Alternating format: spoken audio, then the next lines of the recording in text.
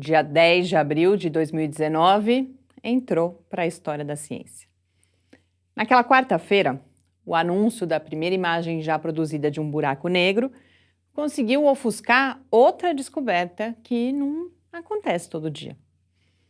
Naquele mesmo dia 10, foi publicado na Nature um artigo com evidências da descoberta de uma nova espécie de hominídeo em Luzon, a maior ilha das Filipinas, apelidada de Homo luzonensis. Nessa edição de Mídia e Ciência, eu, Mariana Pezzo, comento o silêncio quase absoluto da imprensa brasileira sobre o tema.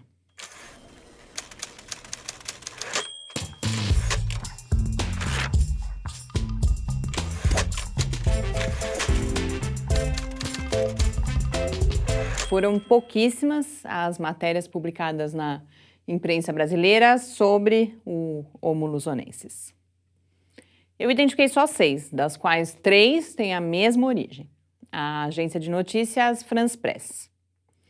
Uma quarta também vem de agência, a Reuters, e outra está no El País traduzida. De parabéns, então, a Folha de São Paulo e o seu repórter Reinaldo José Lopes, que publicaram o que me pareceu ser o único texto genuinamente brasileiro e um bom texto.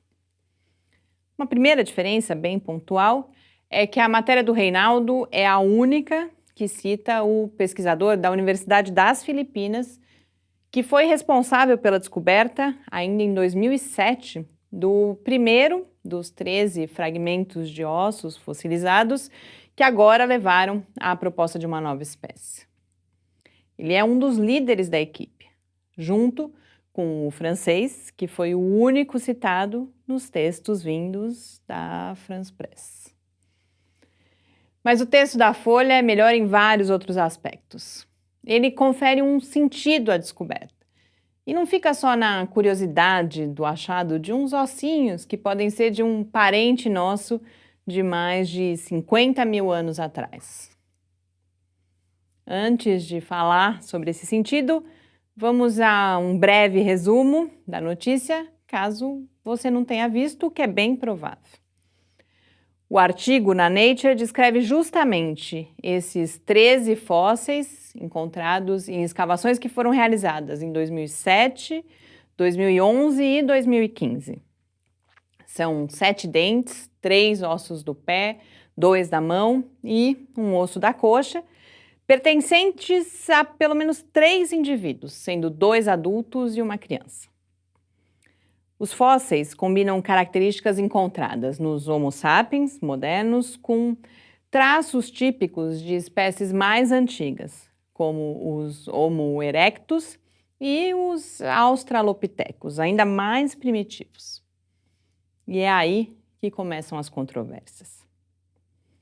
Para parte da comunidade científica, a explicação pode estar naquilo que é chamado de endemismo insular, o que significa que o Homo luzonensis seria resultado de um caminho evolutivo do Homo erectus específico do ambiente insular.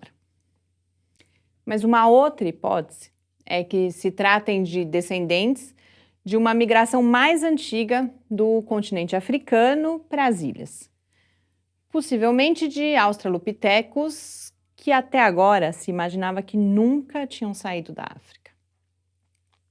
E as questões e mistérios não terminam por aí.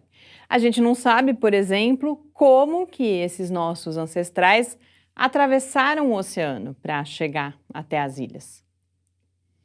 O que se sabe é que esse achado, junto com um outro de 2004, também nas Filipinas, mostra que a gente sabe muito menos do que achava que sabia sobre a evolução humana. Como coloca a própria Nature, a descoberta mostra que o Sudeste Asiático insular parece estar cheio de surpresas paleontológicas que complicam o cenário simples da evolução humana. Aparentemente, a diversidade do gênero Homo foi muito maior do que se pensava, o que suscita não só questões científicas, mas também filosóficas e existenciais.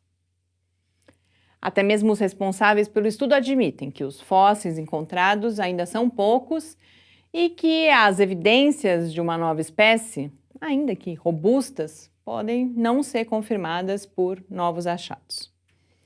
Por isso, em quase todas as notícias que eu li, os pesquisadores clamam por mais fósseis, o que provavelmente deve acontecer se as escavações continuarem. Guardemos. Enquanto isso, boas leituras e a gente se vê na semana que vem.